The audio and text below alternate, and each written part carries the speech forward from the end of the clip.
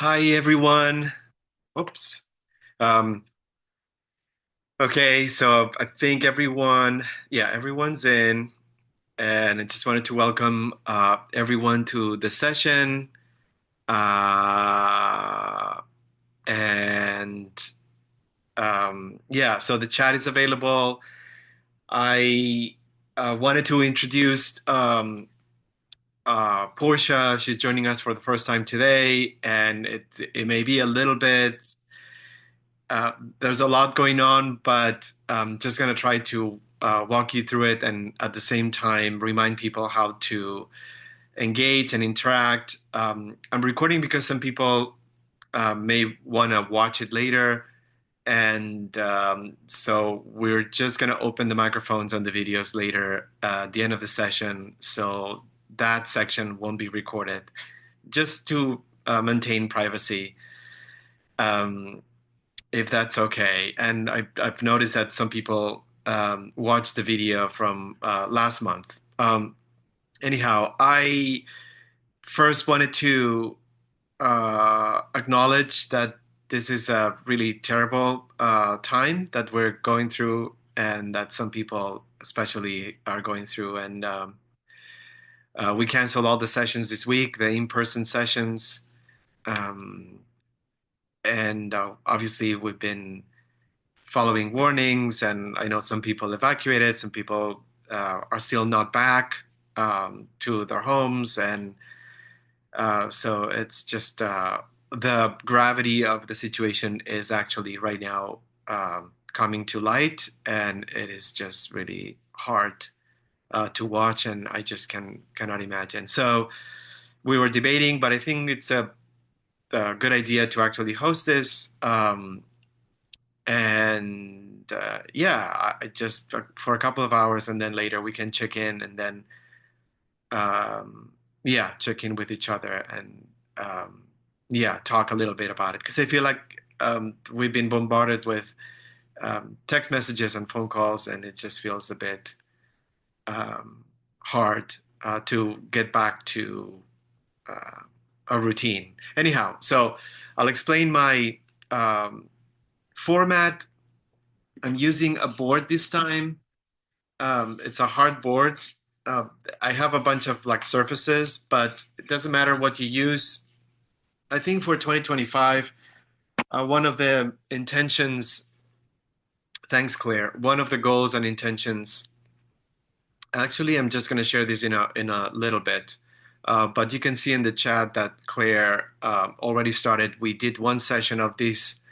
Um, uh, sorry, I'm letting someone join us. We did one session already, the single session um, of this theme, painting, hands painting. And I was working on something else, so I didn't start. So I'm going to start today. And I was saying that one of the intentions that I set for myself is to try to do more work on hard surfaces. All my work, the majority of my work is on paper, which I don't mind at all. Um, the best reason for it, or the advantage, is that you can store it easily. So storage could become an issue if you have canvases and you don't have space. I don't know. I just feel like very conservative when it comes to saving stuff because I have a bunch of paintings, so it would be impossible to have them all stored in a room, I guess.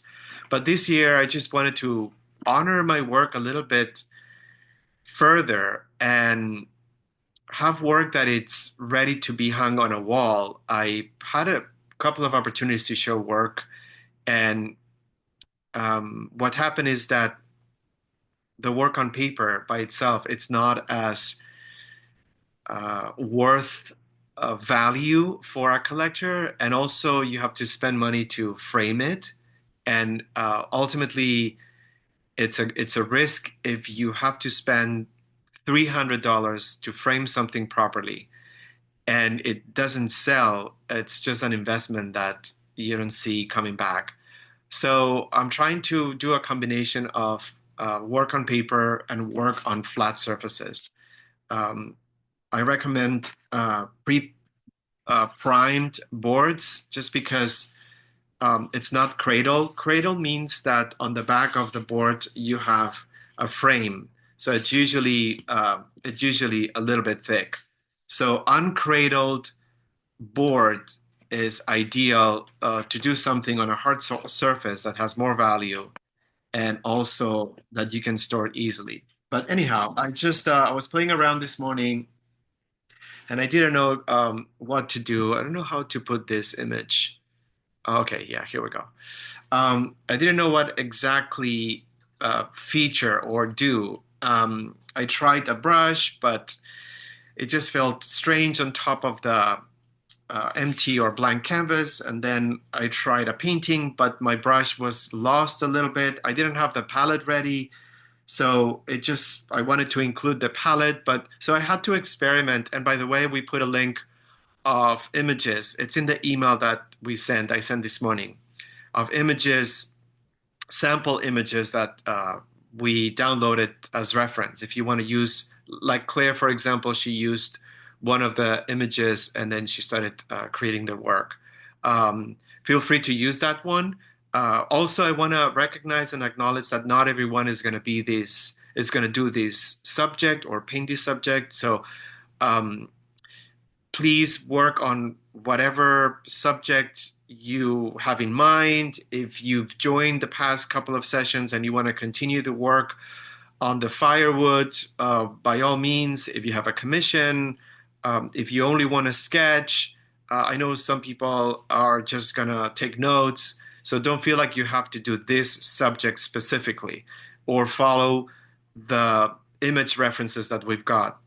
In the end, what I decided is to get a piece of charcoal and I took a picture of my hand and then I cropped it. I wanted to sort of like make a statement using charcoal for some reason. My mind was going like, last month we did driftwood and then there's so much burned stuff and there's so much, burned stuff. I don't know. The charcoal reminds me of a metaphor for whatever has been charred could be the seed of a new beginning. So forgive my train of thought and how my mind wanders through these concepts, but I think it's important to find a conceptual basis for your work and not just simply replicate something without stopping and thinking a little bit about it. So this is my setup. If you just want to start sketching on a piece of paper, you can do it. I'm going to use oil. I'm going to explain the palette. I put a photo of the palette that I'm going to use today. I'm only using 4 colors and then 2 liquids. I'm going to use the solvent and I'm going to use the oil. I'll walk you through it, but if you use acrylic or if you use watercolor, the majority of the concepts and premises and principles that I'm going to talk about could be applicable to any medium, really. And I'm going to make a specific attention to making sure that my tips or advice could be as universal as possible, regardless of the stage that you're at and regardless whatever subject that you're using. Just to clarify also, especially for Portia, since I'm recording, uh, we over the course of many webinars and sessions, we decided to actually present in one direction and for an hour and a half, and then open the microphones for show and tell, if you will. But the idea is that you are able to engage. If you have any questions you can just put them on the chat and I'll address them immediately or as soon as possible. You can also put photos of your work in progress. It helps everyone to sort of like see the questions, whatever question someone has, maybe something that's going to help everyone else. So yeah, this is like a much bigger format that I'm using. I use the word format to designate the shape and the orientation. To me, there's a distinction between format and surface. Format is, I'm using a rectangular shape oriented on a landscape orientation. and the surface is a primed board. Uh, so format and surface, very important to distinguish. Um, I also, I'm going to use this orientation because I like the orientation of the image reference. And what I do first is what we call a potato shape. So because this is a bit larger or the image is smaller, look what I'm doing. First of all, I'm going to set up some parameters. So I want to make sure that this single focal point is centered how I want it.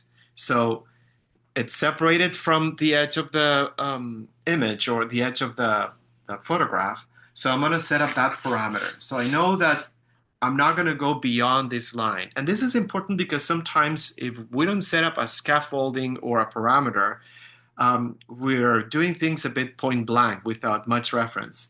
So I like to set up um, uh, firewalls, I guess. Sorry, I'm just maybe the terminology is not appropriate. But for example, this one right here, also another one. I know that I'm better off if I set up a range and then I can decide the point where I'm going to start. But this is a way to control. It's a word that maybe it's not great to use, but to frame, to guide the focal point, the composition. If I don't do that, who knows where my shape is going to end up? So I try to play it safe, and that's why I set up lines that they're kind of like stop lines. If I go beyond this line, I know that my mind is gonna create something that my eye doesn't see. So once I have this, then sometimes what I do if I want to, I don't have to be exact. And by the way, the idea behind what we do, I'm going to explain that this is observational. We do like representational painting, which means that things that we paint are recognizable, and it's observational because we have a reference that we use as a source of information. Another way of painting would be through intuition. That's a different approach. So what we do is very specific in the sense that it's somewhat representational, even though we include abstraction, and also it's observational. So there's a point of reference. But the idea is not to be exact or literal. I feel like there's a misconception about a painting is good if it's exactly like the source. And, especially in contemporary painting or, painting since the 19th century, this has not been the case because every artist infuses their own style. So don't feel like your painting is not good because it doesn't look like the image reference. It takes years to process that simple sentence. But we're not going for literal, we're not going for mimicking, we're not going for making something exactly like what we're seeing. I think before you even uh, land a stroke on your canvas or your surface, just have this in mind. Um, there isn't a struggle in creating something um, based only on how literal it is. There shouldn't be. We're just translating, and there should be a different ease. For the longest time, I've always felt that this process was difficult because there was a struggle of making it look as close to the subject as possible.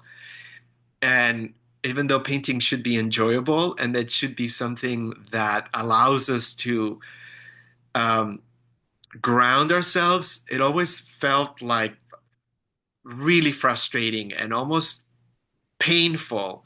But it was me that I wasn't addressing the process in a way that was holistic, I guess. So um, yeah, something's gonna happen. It's not gonna look like the hand, and it's gonna look like something weird. And I'm embracing that.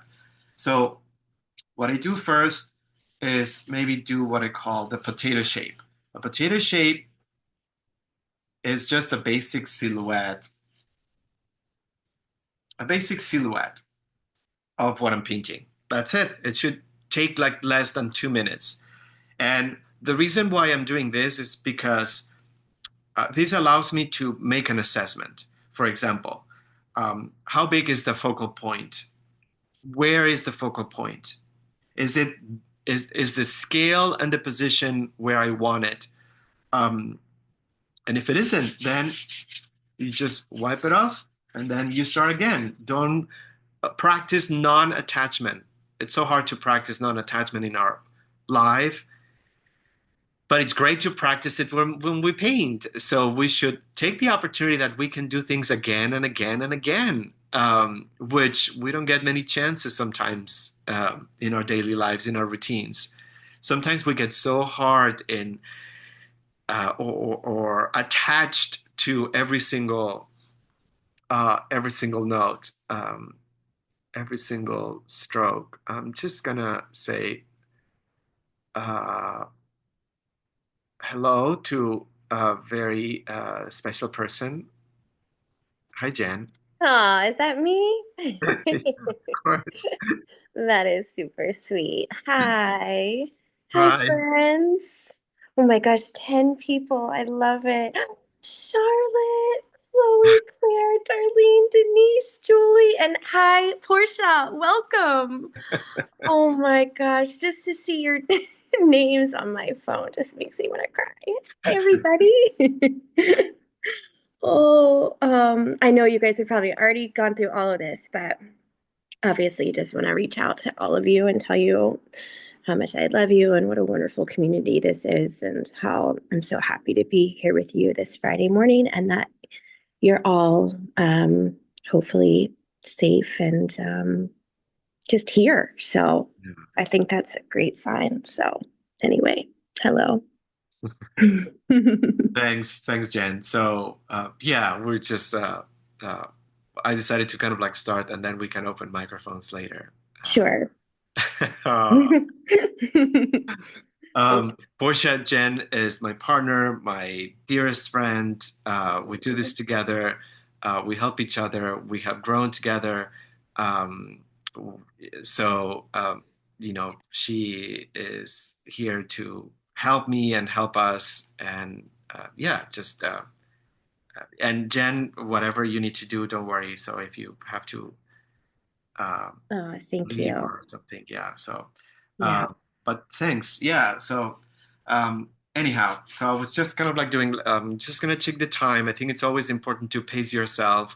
And then I'm just gonna redo this. And lines, lines that I check, especially since I work with an image. For example, any line that it's cropped on the edge, it could serve as a measuring tool. Like, for example, I just made a point right here, this line, right? So what I'm gonna do is compare this line, how far away is from each of the corners of the image.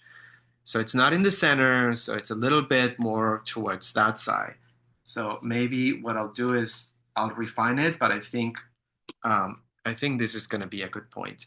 Same with this line. This feels like pretty much on the center, maybe a little bit lower. But I just want to show you how what I try to do. There's always this idea that you're only a good artist if you have this amazing spatial sense that when you draw, you nail everything the very first time. And I sort of like dislike this approach because I feel like it just always puts a distance between people that can do it and the rest of us. Yes, there are some people that are able to create a line work that is pretty much as close as you can get to the image. I'm not interested in that. I find it boring. I just feel like, it's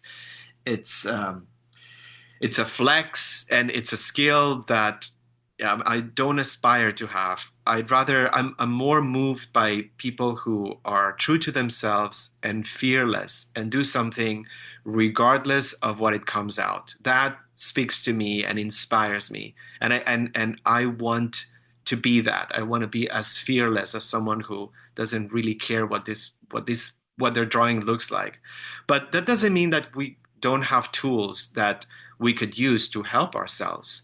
Um, First of all, most people, what they do is project the image, or we can use a grid. Grid have been used for centuries. People have used mirrors and lenses and photographic material for many years, many centuries, I would say. So for me, for example, knowing that I have this, I could help myself, but by doing this sort of like scaffolding, by creating or looking at whatever it's cropped, cropped, and then looking at distances, looking at the negative space. The goal and the idea is that I already know that this will not look like the photograph, and I embrace it. Um, I actually don't want it to look like the photograph. I want it to be a bit exaggerated or distorted. When I see paintings of artists that use a style that doesn't conform with hyperrealism, it intrigues me. It seduces me. It just makes me uh, want to find out how they did it, and I fall in love with their style. So same thing with this. Try not to. I don't know what happened, but that's okay. What happened? Um, Hold on one sec. This is like a very important piece of the puzzle. Okay, one sec. Um, Something dropped on my phone. Okay. Um, yeah, I'm just gonna dedicate maybe 5 more minutes. But if you're sketching, I would say, let me just like redo this. I would just encourage you to sketch. If you have charcoal, it's the best sketching material. Use your hand to wipe off, it's the best. And two main principles here: repetition and simplification. Uh, when we repeat something, we gain a bit of experience every time, even if it's a little tiny bit of experience. But just because it's tiny doesn't mean like it's insignificant or invisible. So let me see if I can do this. One second. So repetition, always repeat as many times as you can or as you want to. 865, 1992. I don't know why this happened. And simplification. So we don't have to do a lot of details. Sometimes we get really anxious or insecure when we see our sketch not fully formed. Um, yeah, so I don't know why this is. Well, I'm just gonna wait. This is like really weird. Let me see if I can just connect it with. Sorry, guys. Um, Let me just see.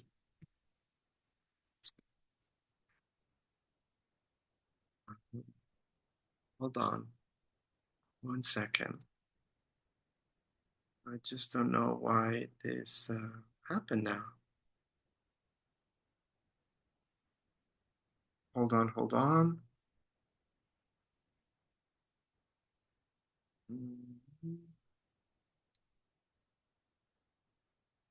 I'm just gonna do it one more time. Second camera, is that it? Uh, Hold on. No, that's not it. Okay. Okay, just one momentito. X65, 1992, 2650. Sorry. Jeez. It's kind of like thinking. I don't know what's happening, but I'm just gonna continue, I guess, kind of like explaining because I need this camera, but If not, I'll just do something, but I don't want to. Okay, well, anyhow, so I would dedicate like not more than 20-25 minutes to sketch. Some people prefer to sketch straight up with a brush. If you are there, go for it and do it. Um, but I like to use the charcoal because it gives me the opportunity to repeat. Again, repetition and simplification. You want a sketch that it's not fully formed, actually. Sometimes we do so many things because we want to feel secure. And that applies also to sketching. Sometimes we feel like the more details we add, uh, the more secure we'll feel about our drawing or a sketch. Um, and I would say I understand the dynamic of that, but I feel like that would put you in a position where if you work too much on your sketch and it becomes a drawing, then when you start painting, you'll feel like you're going back um, so much. So a sketch means a plan, a crocus, a draft. It doesn't mean like something fully formed. A sketch should have the focal point. It should have the scale and the position of the focal point. It should have some lines inside that break up the focal point into smaller shapes. And that's about it. Because the thing is that when you paint, you also draw. Um, okay, so this is really weird. Just see one more time if I can do this.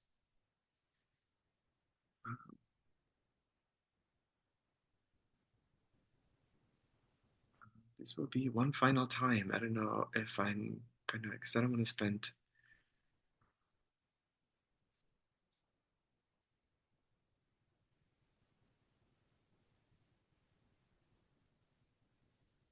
Yeah, no, it's not working.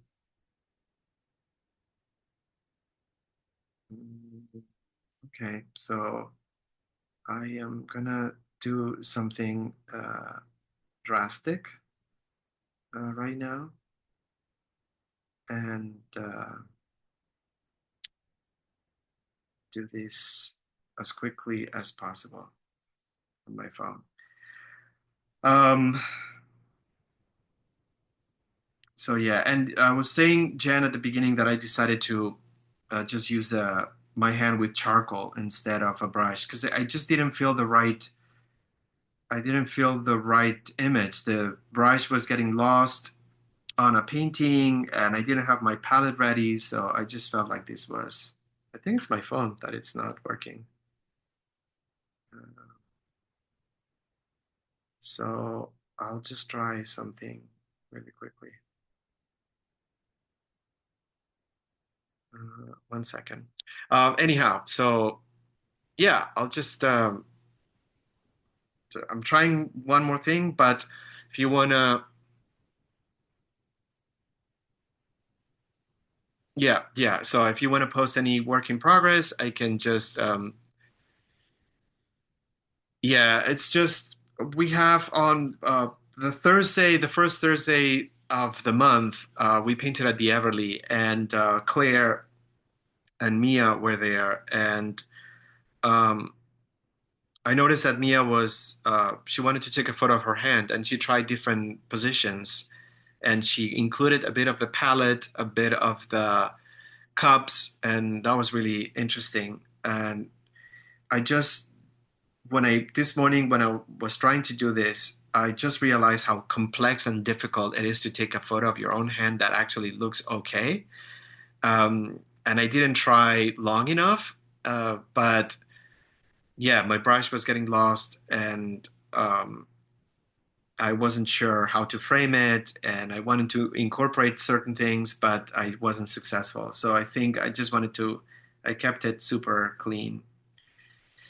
Okay, so I'm just gonna do this in the next couple of minutes, and then uh, I'll go quickly. One second. Um, Here we go. So, 1 second. All right. Uh-oh. Are you guys getting this? Um, so I just got another um, evacuation warning. Chloe is joining us from the UK, so this is what we've been experiencing for the past 48 hours, Chloe. Yesterday we had two very unnerving uh, alerts like that, and there were mistakes because there are so many areas. Okay, here we go. There are so many areas that are getting warnings, but it just makes your heart, skip a bit. 865 and 1992. I live in West Hollywood, by the way, just in case that helps. 183, 855. Okay, so all right. I think I think that's working now.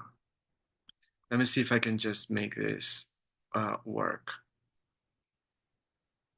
And then, okay, so, and then, okay, I got it. So I just need to do one last thing. Okay, okay, all right. So I think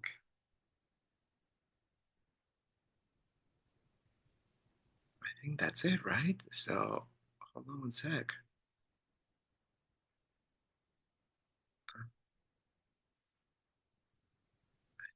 That's it. Oh, okay, here we go. Oh my goodness, I'm so sorry. This was so crazy. So crazy, so crazy. Okay, so I'm gonna speed it up. Okay, all right, so I'll just speed it up, but essentially what I just mentioned is that once you have this, then you can do some lines inside. So again, repetition and simplification. Don't be too caught up with what this looks like because when we paint, you'll be able to have the opportunity to draw. Um, Painting is drawing. It's a simple sentence, but it's so true. Painting is drawing. It means that instead of using a pointy surface that leaves like a line, we're using bristles that also leave a mark.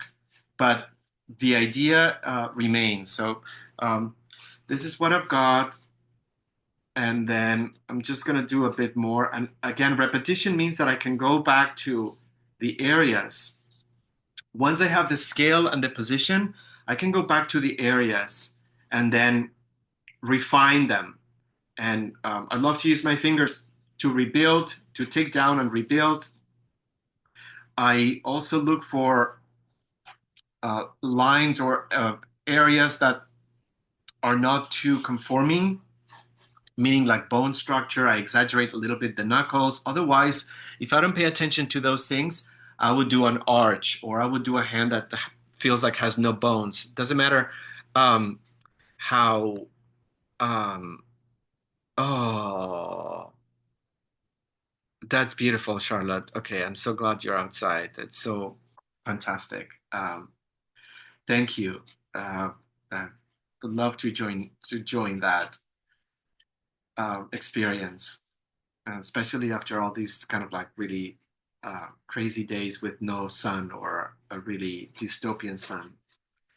So how am I doing this? I am looking at the subject all the time. My eyes spend a few time looking at something here, and then my hand replicates the eye movement. But my pattern, the way I do it, always go. I always go here. I pull visual information, and then I apply it here, and back again, and back here. If you don't pay attention to this pattern, what's going to happen? What we've seen happening is that you're going to spend more time trying to quote unquote fix the drawing and not enough time pulling information. What matters the most right through this process is that you actually put your entire focus as much as you can on what you are translating, the subject of your painting, whatever it's in front of you, whether it's what Charlotte's doing with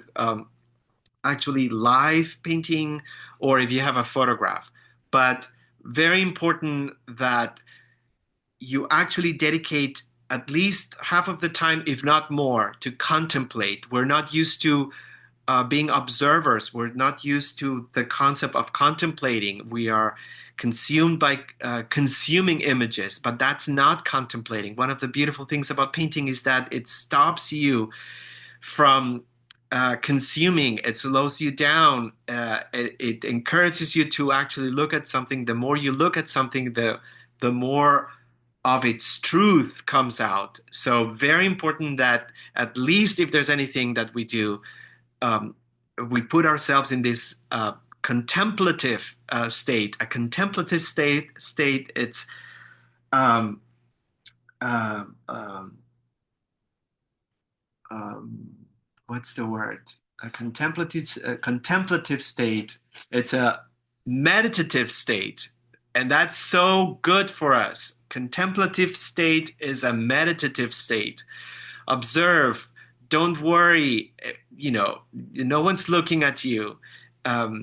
You're safe in your privacy. Whatever happens on the surface of your format is between you and the format, and that's it.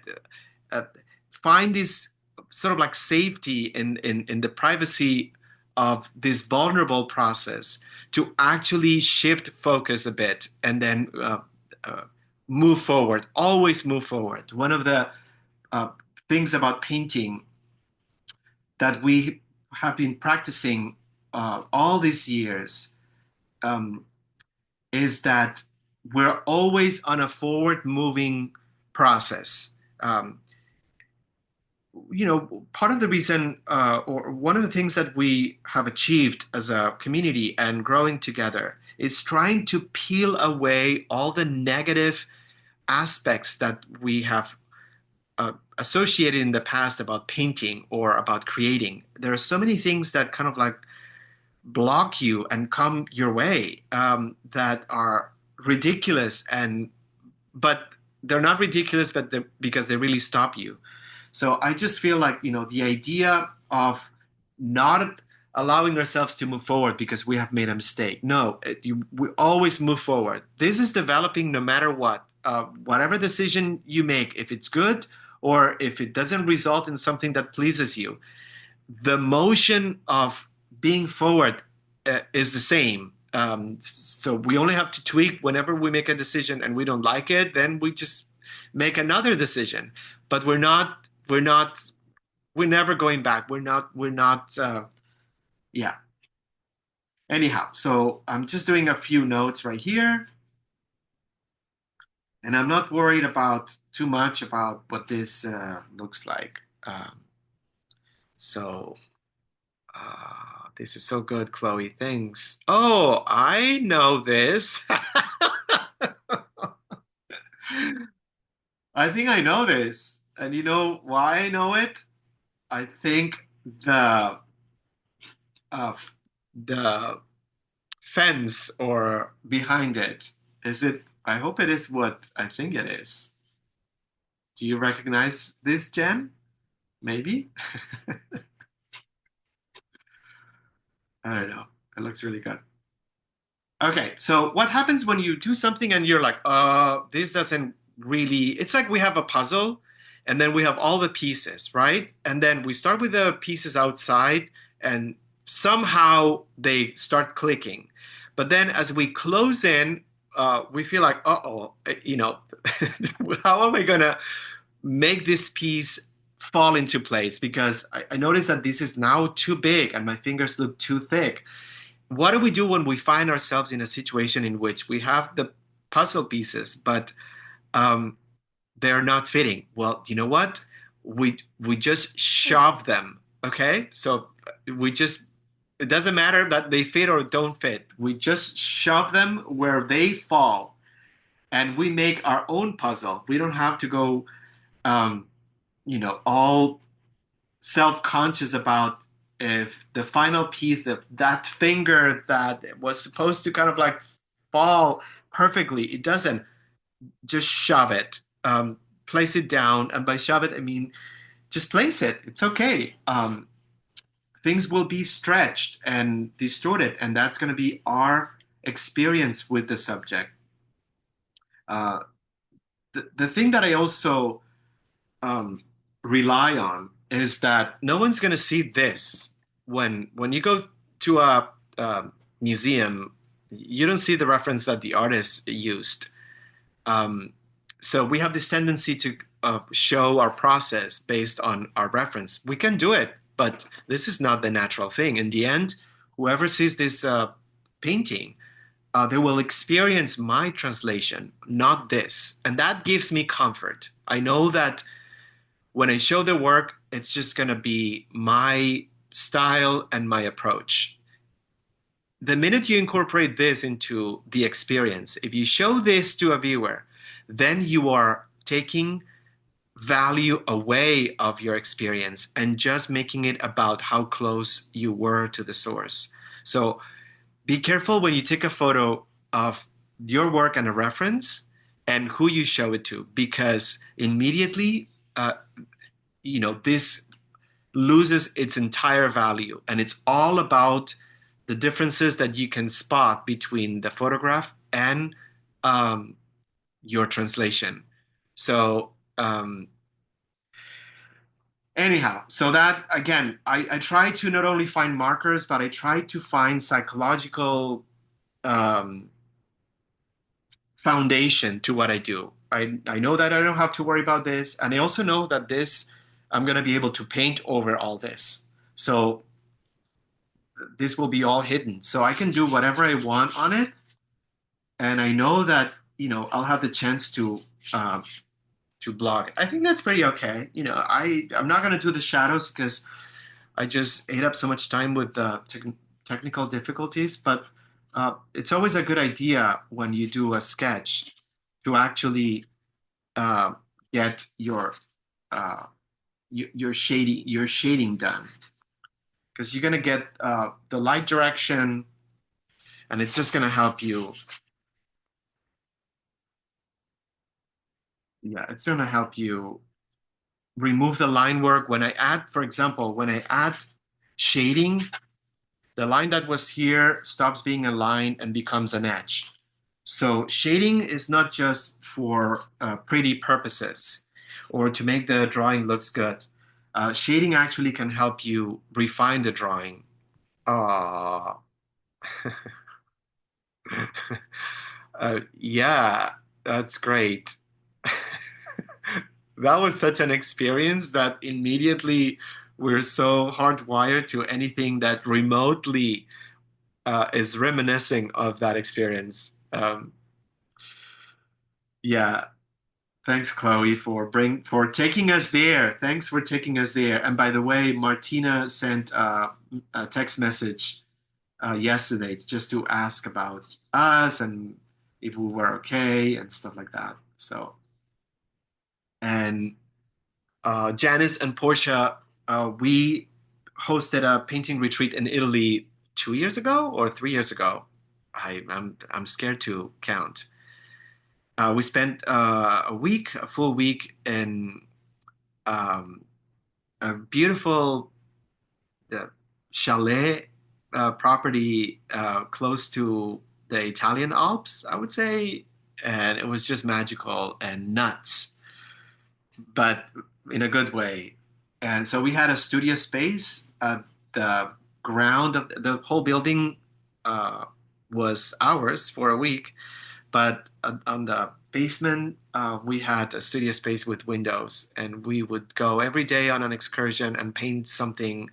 I just can't believe it. Just feels like we did it, and I can't believe we did it. I don't know. But in the evenings, we would come back, and then we would spend a couple of hours painting in the studio, and painting and chatting and having fun. And this encapsulates that moment and spirit. Um, Well, one of this is so wild, but talking about like our community there in Martina. So Martina, Portia was our wonderful, amazing chef that we had um, at this villa, which I mean, obviously was so insane. But another connection that we have to that community is Chloe and I stayed in an Airbnb up the road from the villa. Um, and the owner of that Airbnb has reached out, making sure we're okay. And then also, one of the people that showed up to our art show on our last day, or, one of our last days in town, has reached out asking, making sure I met this woman for an hour one time and, has reached out and then it turns out her boyfriend's here. And so I've been communicating with her as to like, where the fires are and whatnot and if he's okay. Anyway, it's just wild. I don't mean to take up class time, but just to give you an example of that incredible community that we met while we were there and still continue to be part of Roofless is pretty remarkable. yeah, I agree. I thanks for this, Chloe, because it just takes me back, uh, and it's important to treasure those memorable moments that we all have. But yeah, sometimes it gets so cloudy in our heads that we don't take a moment and just bring back those memories. So this was really amazing.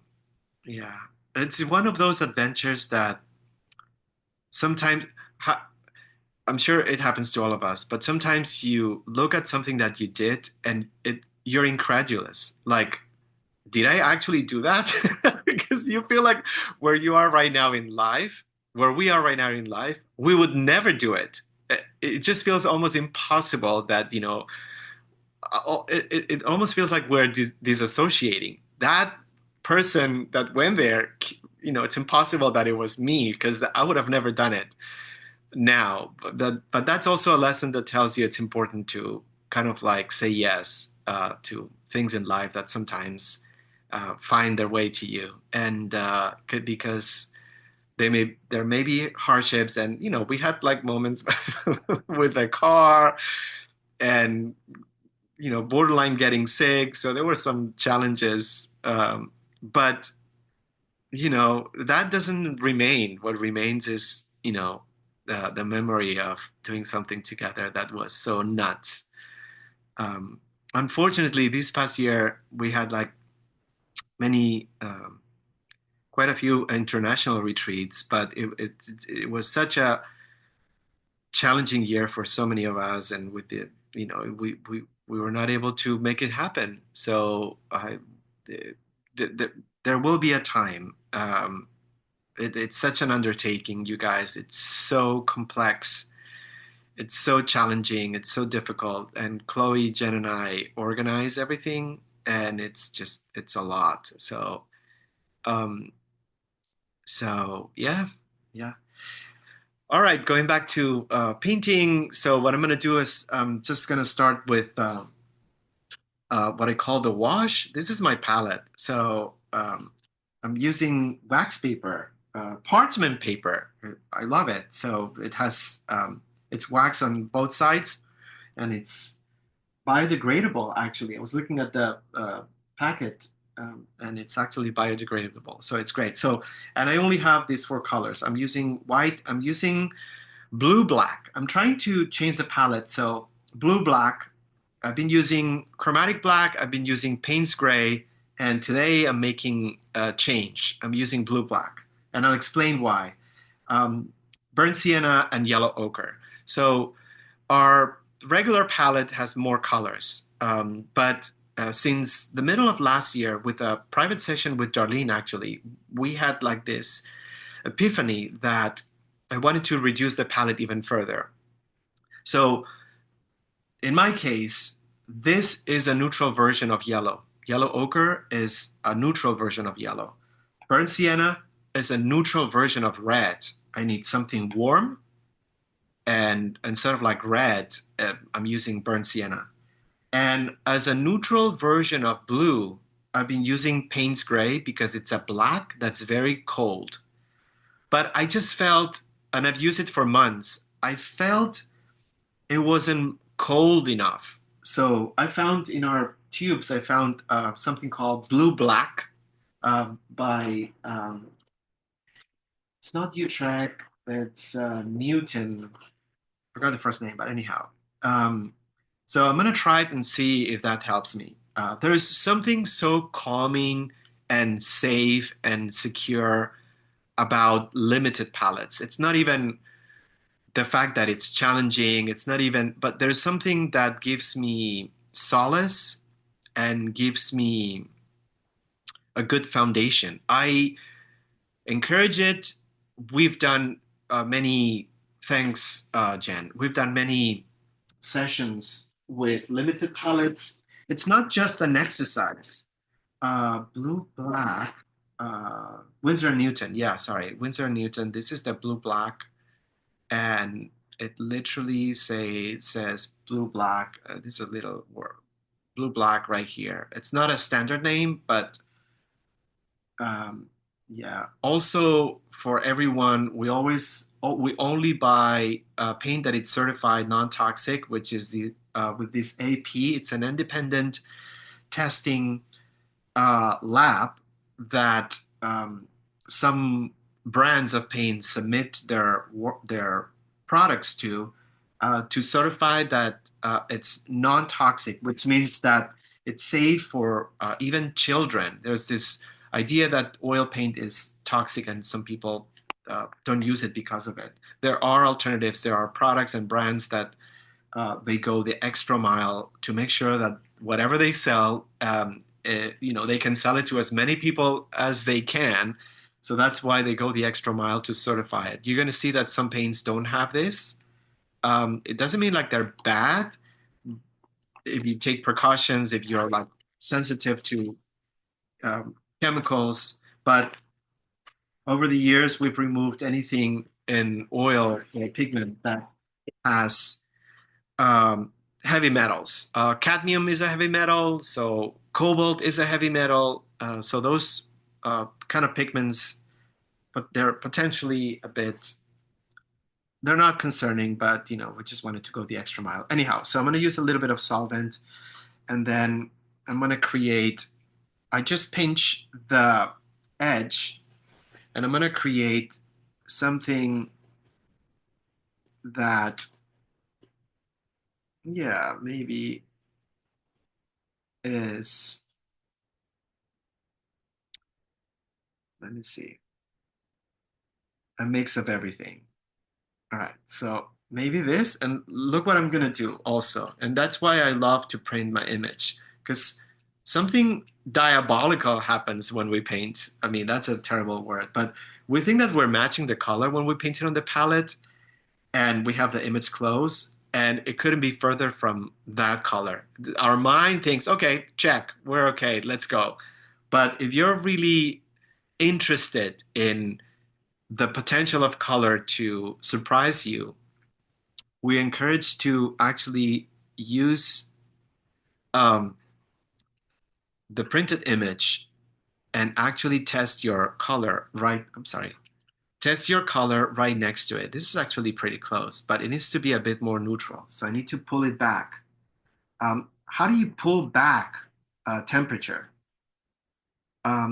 You bring the opposite color. Okay, let me see if I can explain this because I think this is very important. Right here, you're going to see that I put a mixture of the burnt sienna, a bit of the yellow ochre, and I try to temper the saturation with some of the blue black. It's very warm, as you can tell, and the image is not as warm. So if I want to make something that's warm, less warm, I add something cold to it. So I just added a bit of the blue. It happens in the opposite temperature. If I have something that's very cold, what's cold? Blue, purple, green could be cold. These kind of like range of colors could be considered as cold in temperature. It's just a criteria that's very binary, cold, warm, and it's used with colors very frequently. And it's a basic criteria, and it's a criteria that it's enough to work with. But to me, it's just the most important and the one that I use the most because sometimes when I analyze a color, I have to use a criteria to analyze it. Otherwise, I'll be just mixing ingredients and not knowing exactly what I'm doing. So the main criteria for me is temperature. Is it too warm? I add a little bit of blue. If it were too cold, I would add a little bit of the burnt sienna. It's as simple as that. And that's why limited palette could be so great because a limited palette, imagine that these are knobs on, the amplifier. The fewer knobs I have, the easier I'm gonna make my life. So whatever that expression is, but so the more colors you have, it just the more the more plates you have to balance on a stick. So reduce your palette. It's highly beneficial. So look what happens. I reduce the temperature, and then it's so close. It's so close. It's so close to the skin tone. So that I want. So yeah, that's a good example. I'm using a brush that it's a bit wider just because the first idea right here is to cover the focal point. And look, I'm almost being completely untidy about it. So I want a brush that really covers as much as I can. And I just want a base because I know I see a lot of pink. I see a lot of pink and I see warm tones. And I'll be able to do those later. But for now, I just want to have a base. This is the stage that causes more fear just because it's so raw, it's so preliminary, it's so basic that it is confronting. And it takes such a long time not to feel confronted by it.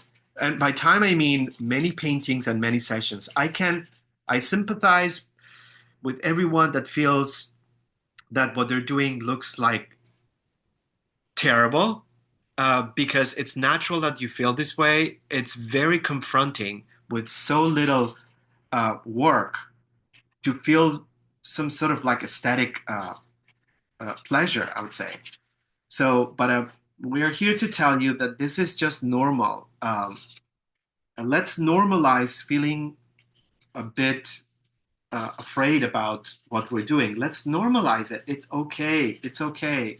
We're supposed to feel insecure about this because we're just starting. It's just, we need to cut ourselves some slack about this. It's just the beginning. I'm gonna do another batch of color, and it's not gonna be the same. And that's the beauty of painting. I'm not trying to make um, the same paint. This is a bit darker, so maybe a little bit of white. So, okay, again, so this is like what I'm doing, and this time it's a bit darker. Maybe the second most helpful binary criteria when you create color is dark and light.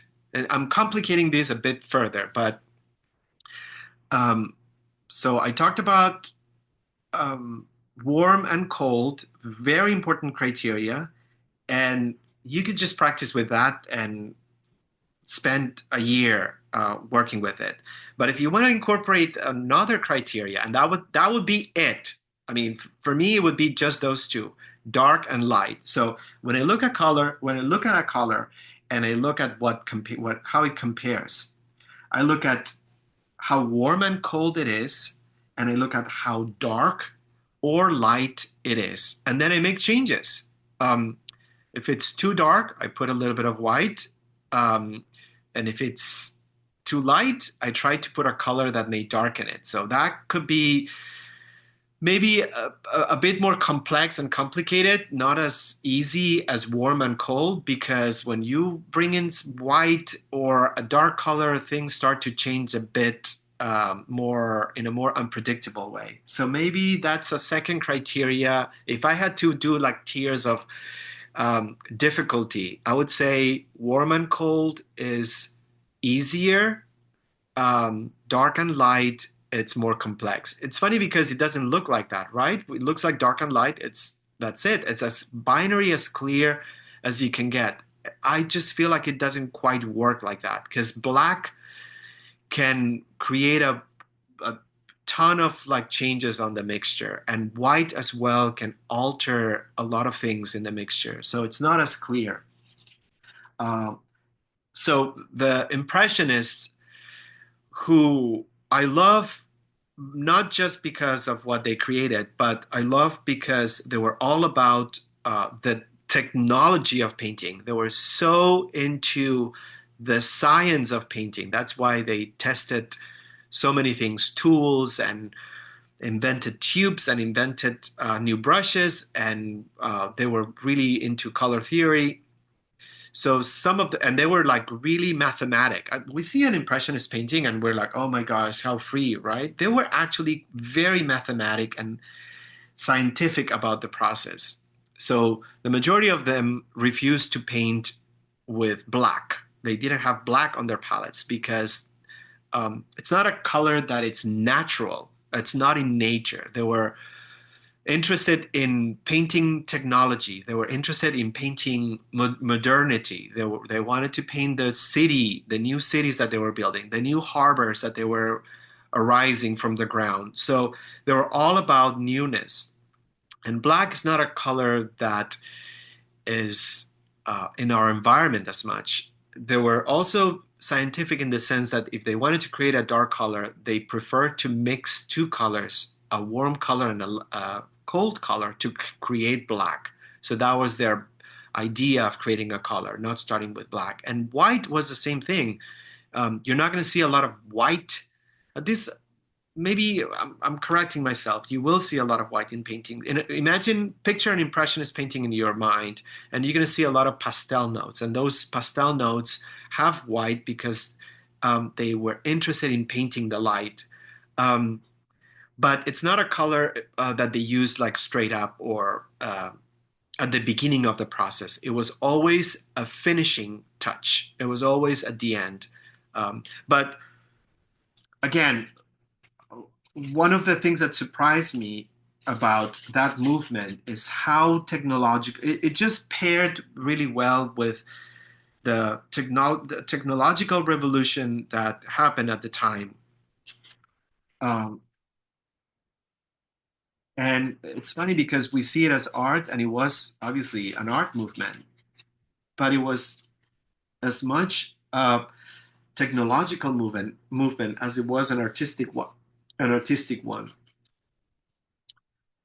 Um, they always had discussions about what materials they could use and how to make things um, with more effect. And they tried the pointillism. That's when it also happened. And they tried experimenting with Fauvism because they wanted to um, experiment with color, but it was all based on technological stuff. Okay, I'm gonna maybe darken this a tad. Um, but again, same technique, big brush, and I'm looking, we have half an hour. I have half an hour, so I'm just gonna also notice this. I think this is also very important. It doesn't matter that we painted together for years. Some of you guys, we've been painting for years, but I think this is very important. Notice that one of the things that I did first is mix the three colors.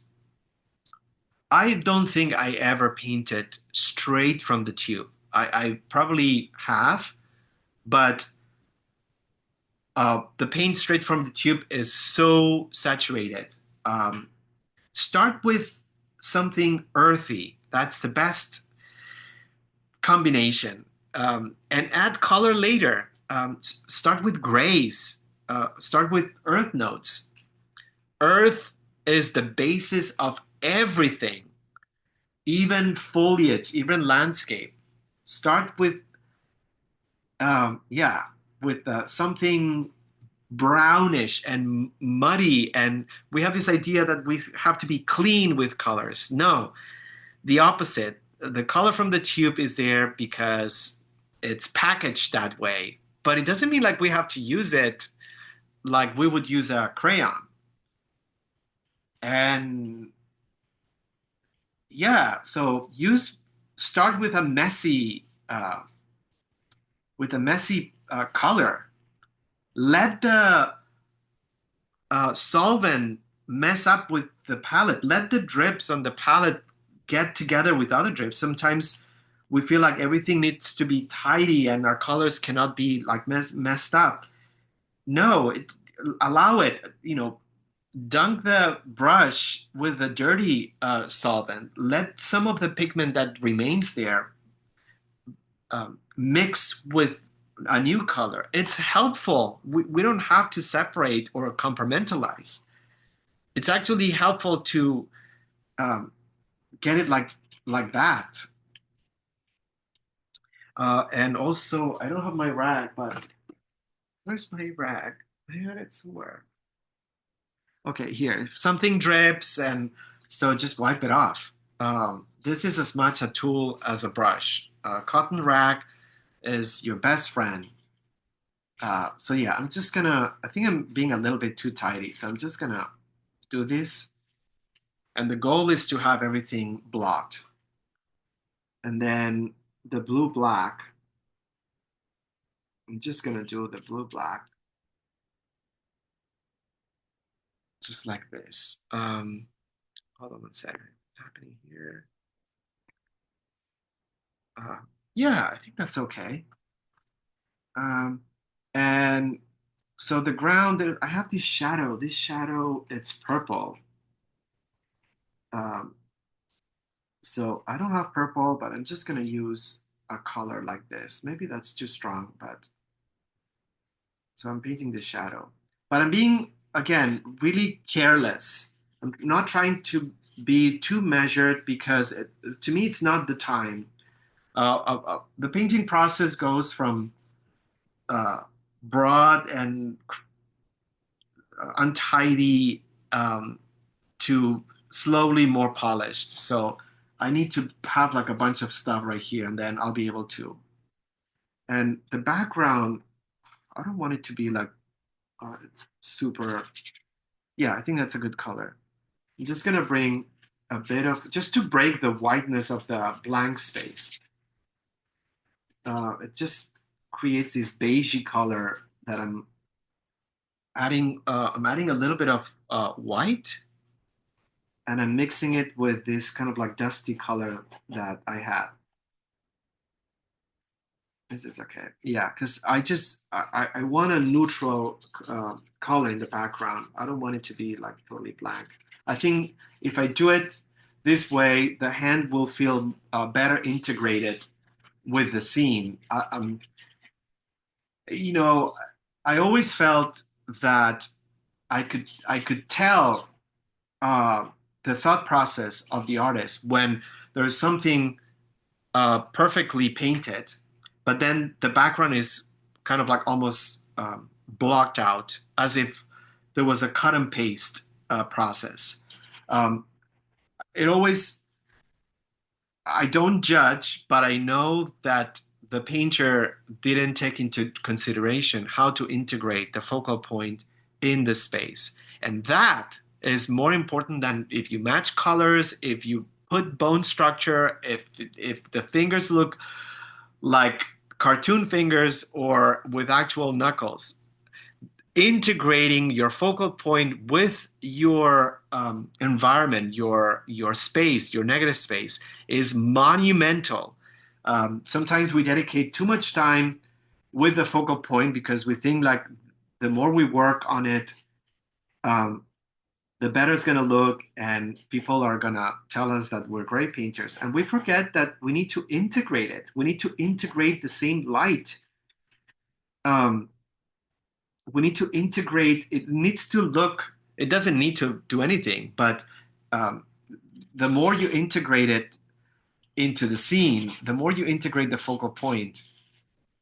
This is a little bit too skin color, but it's okay. It's just the first layer. It's a wash. Um, yeah. So it's called imprimatura. It's just like the Italian Renaissance term for applying the first layer of paint. Okay, so yeah, and as you know, as you're noticing, the brushstroke direction doesn't really matter right now because I'll be able to layer with oil. And I would say if you use acrylic, but specifically with oil, we don't work by coloring. We work by layering.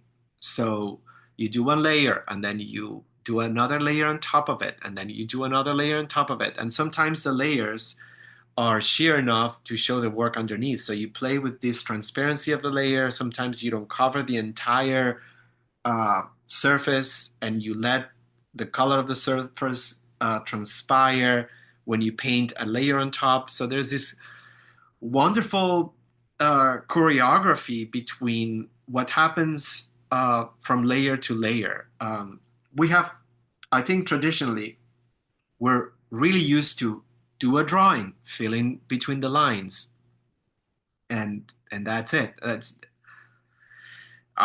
a very reductive approach to painting. It doesn't work. It's much more complex than that, thankfully. So don't feel like um, you're don't feel limited by the fact that you can only work with line and blocking, color blocking. Have the confidence, or not the confidence, the reassurance that you can apply as many layers as you want to and transform whatever stage your painting is. That's what gives me so much reward, and I feel so much, yeah, reward. I know that I'm not going to get stuck. I know that I will always have an opportunity to work over what I have to transform it. Do you realize how much relief there is knowing that you can do that? Sometimes we get really tight with our process and we feel like we have one chance and then we feel frustrated and we want to give up. Um, no, never give up. Anyhow, so great. Um, that's my imprimatura. That usually takes me 1 hour, but because of everything, it just took me a little bit more. All right, and now what? So I'm gonna have enough time. Yeah, I have 15 minutes. I have enough time to go to the next stage. So I'm gonna use a smaller brush. I think I'm just gonna use, because it's a bigger canvas or surface, I'm gonna use this one. And I'm gonna make a change. Some things change, some things remain the same. Um, so I'm gonna use instead oil. So this was my solvent cup. This is my oil cup. So the oil gives you a little bit more consistency and a little bit more opacity. So already two things have changed. My brush has changed and the medium has changed. But what remains the same? The fact that I'm going to repeat what I did. I'm going to repeat. Repetition applies throughout the entire process. Repetition. I'm going to repeat what I did. So I'm going to start with maybe a darker color, and I'm going to do it on a different place on the palette. Let's see if I can just do this a little bit. I'm going to do it right here. Okay. Immediately, you'll notice that the oil with the paint gives you more opacity. I brought a little bit of this color and this was way too warm. I can show you how I tested to see. Ridiculously darker. It's just too much. So what I'm gonna do, maybe I'm gonna pull back the warmth with some blue black, and I'm gonna bring some white and see what happens. This looks much more like skin to me. Just gonna, yeah, I think that's good. I think that's good. It's a bit on the yellow side. So I'm gonna warm it up with a bit more of the burnt sienna. So this is my thought process when I create a color.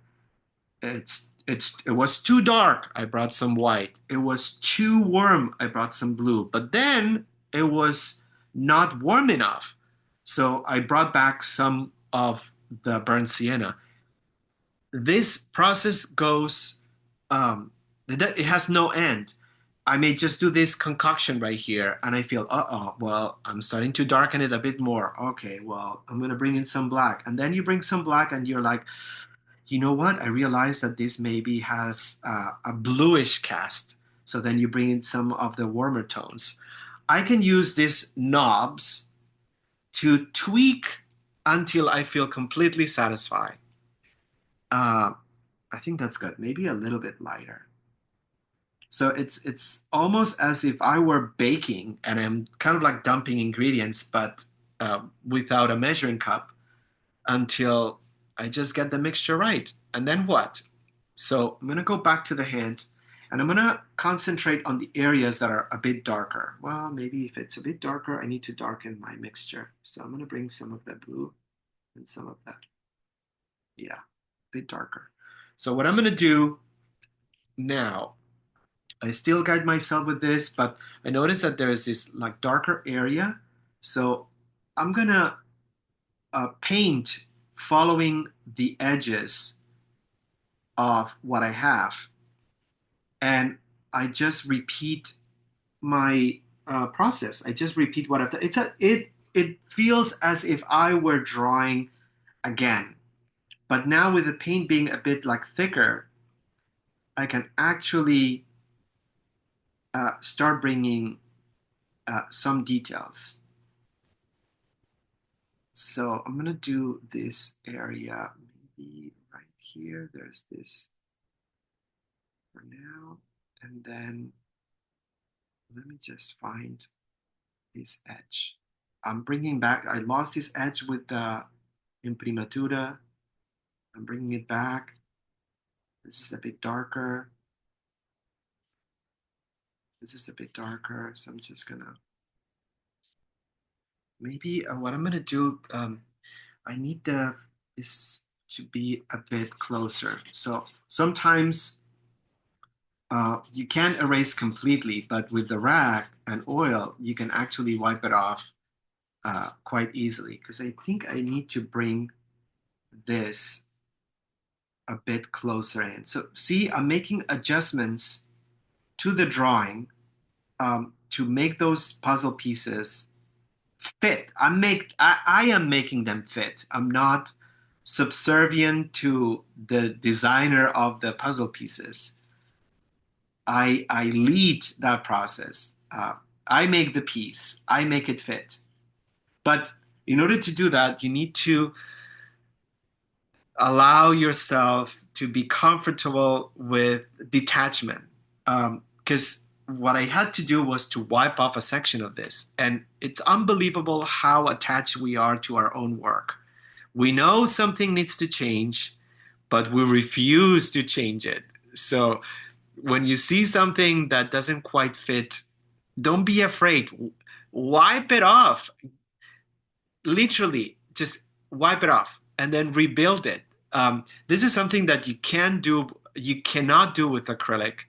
You have it dries and then you can redo it again on top of it. But oil, it's so much superior in the sense that it makes you a better painter and it makes you a better person because it allows you to have a clean slate and not rely on um, the false security of being able to do something on top of something else. I know this sounds metaphysical, but I do believe it to be true. Oil makes better paintings all the time, and it makes you a better person all the time. Um, it's a really okay. Let me just kind of like I think this is a bit more in line. So, do I need to be 100% satisfied to allow myself to continue? No.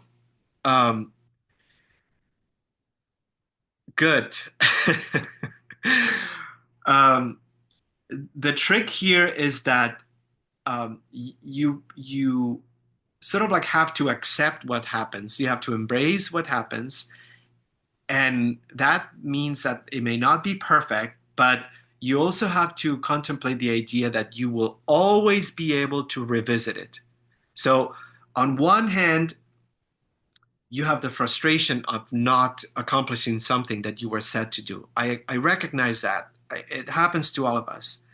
But you have to pair that frustration with the confidence that you will be able to revisit. So try not to lean too much on the negative aspect and give yourself also room to lean on the hopeful aspect because it's the balance between frustration and hopefulness that actually provides a certain reward. If it's all leaning on the frustration, you'll give up painting. Who wants to do something that makes you mad?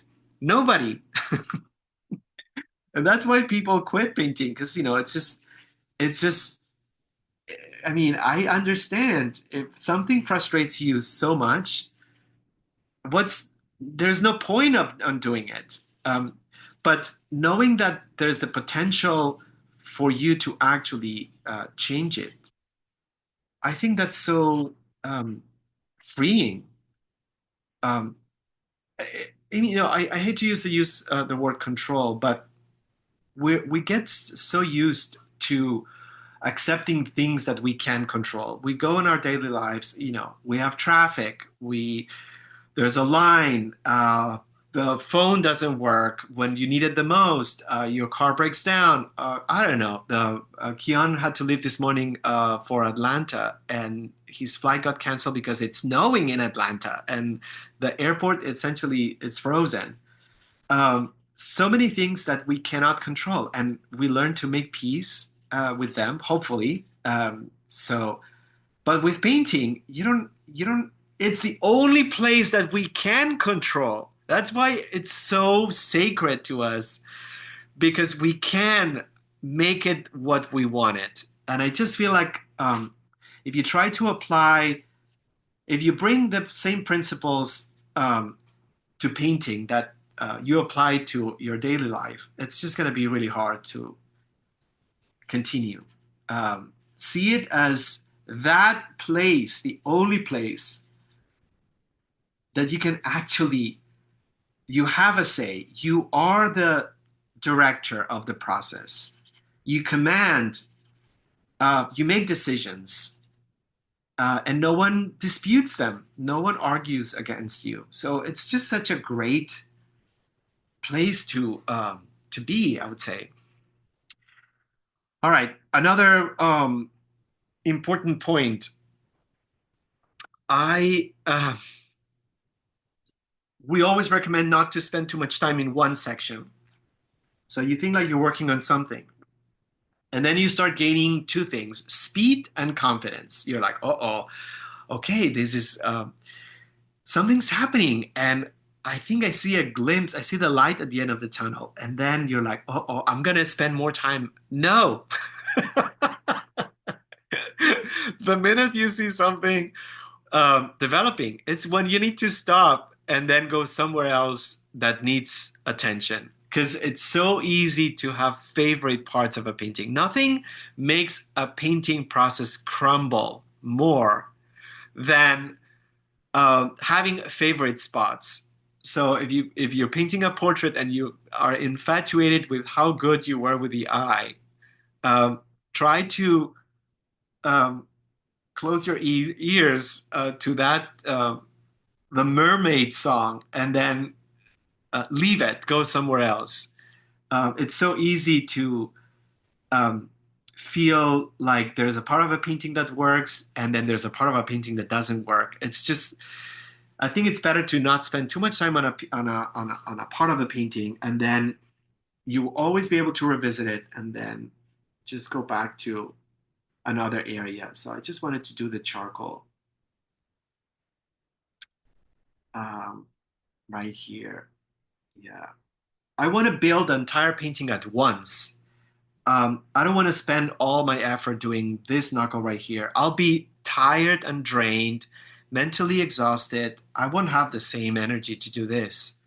So I just want to make sure that I just bring everything at once. And for that, I need to stop something when it starts to form and then go something that may need help. And I know that it's not a matter of like um, the best formula. It's a matter of being as efficient with your time as you can be. Um, we make a commitment when we paint. We make a commitment between us as a community that we will work on a painting more than once. But the reality is that we don't know if we will be able to. So there's a risk that we may just initiate a painting and we may only have one shot. Who knows? We can't predict it.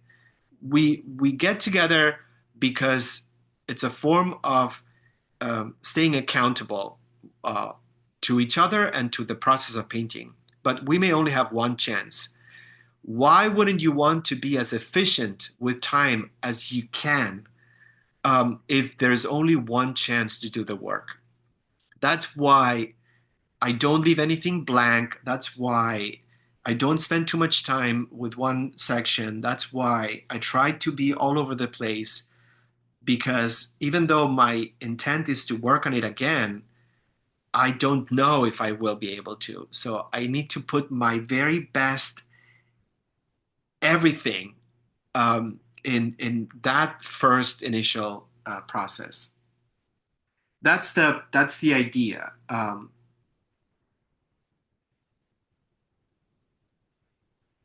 So I'm not using a small brush.